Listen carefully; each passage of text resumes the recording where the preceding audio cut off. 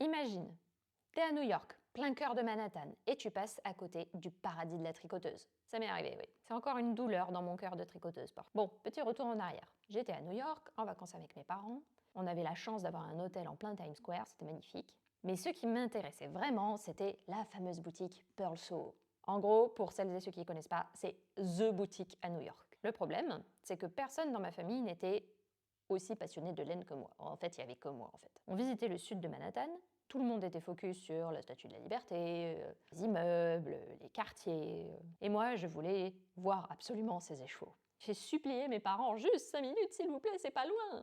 Mais voilà, déjà de 1, ça faisait un détour sur le trajet prévu, de 2, ça n'intéressait que moi, et de 3, ça cassait le planning bien huilé. Résultat, on est passé devant la boutique sans s'arrêter. Je l'ai vue, de loin, avec ses jolies vitrines pleines de laine, et j'ai continué mon chemin, le cœur lourd. Pour éviter que ça t'arrive, voici mes astuces pour trouver et visiter les boutiques de laine en vacances. Déjà, prépare ton itinéraire. Repère les boutiques à l'avance, intègre-les directement dans le programme. Deuxième truc, implique ton entourage. Explique-leur que c'est plus qu'une boutique, que c'est important pour toi, que c'est une expérience culturelle.